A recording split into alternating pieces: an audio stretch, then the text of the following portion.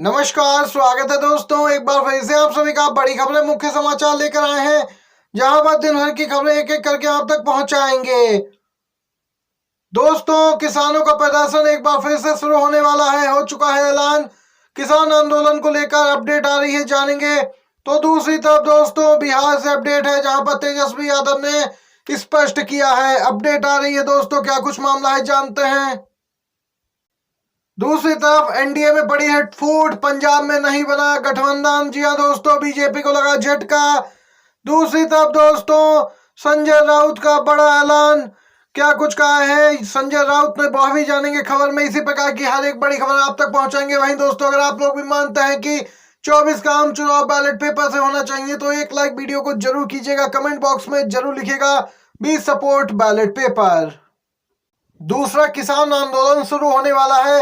जी हां दोस्तों, किसान आंदोलन को लेकर अपडेट आ रही है। 16 फरवरी को किसानों का भारत बंद का ऐलान। सभी किसान मजदूर संगठन बंद में होंगे शामिल। 16 फरवरी को नेशनल हाईवे बंद करेंगे किसान। संयुक्त किसान मोर्चा ने भारत बंद का आह्वान किया है। इसी बीच ब्रेकिंग न्यूज निकल के आ रही है। उसके मुताबिक किसानों का पीएम आवास को घेरने का भी प्लान है। दूसरी तरफ दिल्ली पुलिस को इस बात की आशंका है 2000 ट्रैक्टर पर 20,000 किसान दिल्ली में घुसने की कोशिश कर सकते हैं।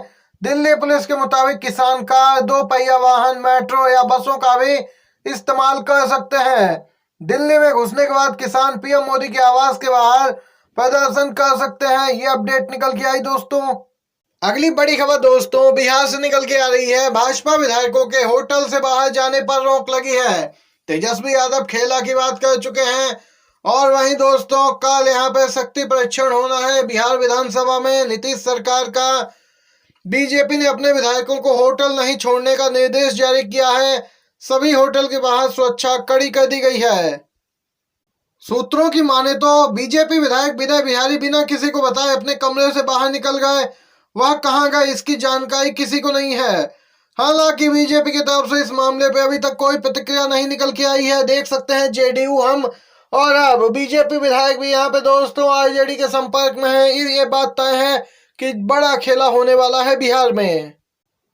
पूर्व पीएम मनमोहन सिंह की यूपीए सरकार की बदनामी करना चाहती थी मोदी सरकार, लेकिन यहाँ पे पासा उल्टा पलट गया। जी हाँ दोस्तों, आपको बता दें, मनमोहन सिंह जी की यूपीए सरकार की बदनामी सीएजी की रिपोर्ट का दुष्प्रचार करने से हुई, जबकि लगभग सारे आरोप यहाँ पे मिथ्या साबित हुए।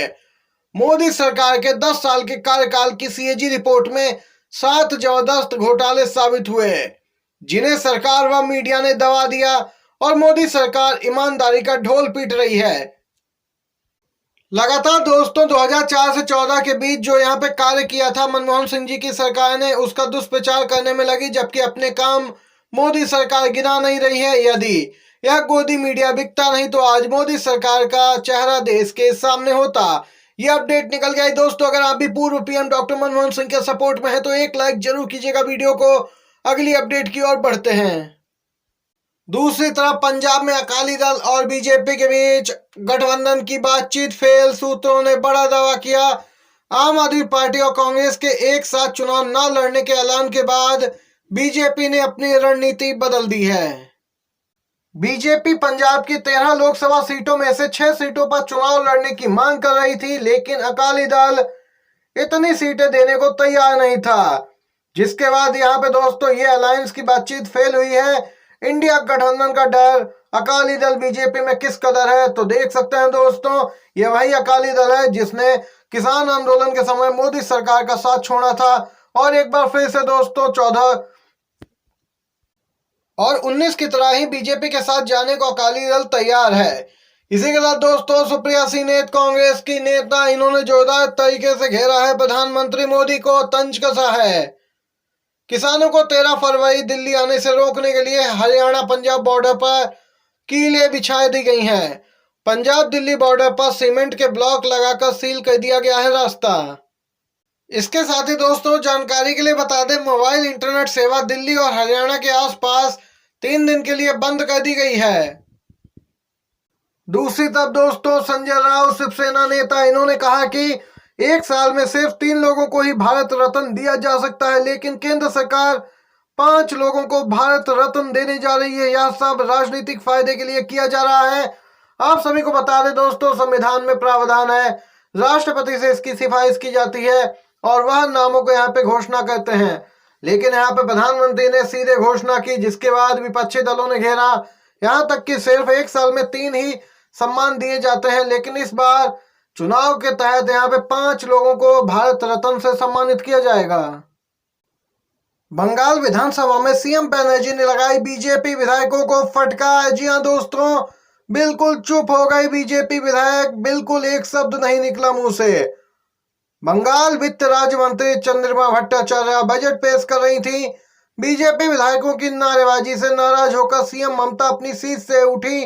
ममता बनर्जी ने कहा कि ये कोई बीजेपी का दफ्तर नहीं है, यहाँ बीजेपी की सियासत नहीं चलेगी। फिर क्या था, एकदम से सदन में खामोशी सी छा गई और बीजेपी विधायकों में सन्नाटा हो गया। फिर यहाँ पे किसी बीजेपी विधायक ने हंगामा नहीं किया। महाराष्ट्र में राष्ट्रपति शासन की मांग हुई तेज। जी हां दोस्तों, विपक्ष ने राज्यपाल से महाराष्ट्र में राष्ट्रपति शासन लगाने की मांग की है। राजभवन में महाविकास आघाड़ी के नेताओं ने राज्यपाल रमेश बैस से मुलाकात कर राज्य की कानून व्यवस्था को लेकर यहाँ पे उनसे आग्रह किया कि राष्ट्रपति शासन लगाया जाए। आपको बता दें, इसमें नाना पटोले, पृथ्वीराज चौहान आदि यहाँ पे कई नेता शामिल थे। दूसरी तरफ प्रियंका गांधी ने किसानों के मुद्दे पर घेरा है बीजेपी सरकार को। किसानों के रास्ते में कील काटे बिछाना अमृतकाल है या फिर अन्याय काल। प्रियंका गांधी आगे बोली है कि इसी असंवेदनशील और किसान विरोधी रवैये के कारण 750 किसानों की इन्होंने जान ले ली थी। किसानों के खिलाफ काम करना, फिर उनकी आवाज भी उठने ना देना, कैसी सरकार है ये, इनके कैसे लक्षण हैं। किसानों से किया वादा पूरा नहीं किया, ना एमएसपी का कानून बनाया, न किसानों की आय दोगुनी हुई। फिर किसान देश में सरकार के पास नहीं जाएंगे तो कहां जाएंगे। देख सकते हैं दोस्तों, किसान एक बार फिर से उग्र हुए हैं और बड़े आंदोलन की तैयारी है। पीएम मोदी के संसदीय क्षेत्र पहुंचेगी राहुल गांधी की भारत जोड़ो न्याय यात्रा। काशी को साधने के लिए रूट मैप तैयार हो गया। जी हां दोस्तों, कुछ संशोधन किया गया है भारत न्याय यात्रा के रूट मैप में। लोकसभा चुनाव का ऐलान होने से पहले ही देश की राजनीतिक पार्टियां अपना प्रचार प्रसार शुरू कर दी हैं। इसी क्रम में कांग्रेस सांसद राहुल गांधी भारत जोड़ो यात्रा पर निकले हैं। न्याय यात्रा 17 फरवरी को वाराणसी पहुंचेगी और राहुल गांधी यहां पे काशी विश्वनाथ धाम में दर्शन के लिए भी पहुंच सकते हैं। भारत जोड़ो न्याय यात्रा लेकर कांग्रेस नेता राहुल गांधी 17 फरवरी को वाराणसी पहुंचेंगे। यहां पर करीब 12 किलोमीटर तक काफी घनी आबादी और सकरे रास्तों से उनकी यात्रा गुजरेगी। गौरतलब है, इसका पूरा रूट मैप भी जारी कर दिया गया है। राहुल गांधी 16 फरवरी को चंदौली के नौबतपुर से यूपी की सीमा में प्रवेश करेंगे और इसके बाद दोस्तों यहाँ पर 6 दिन तक भारत जोड़ो न्याय यात्रा उत्तर प्रदेश में रहेगी। ये ताजा अपडेट थी दोस्तों, सभी बड़ी खबरें आप तक पहुंचाई हैं। वीडियो आपको पसंद आया हो तो एक लाइक एक शेयर जरूर कीजिएगा। आप सभी का बहुत बहुत धन्यवाद।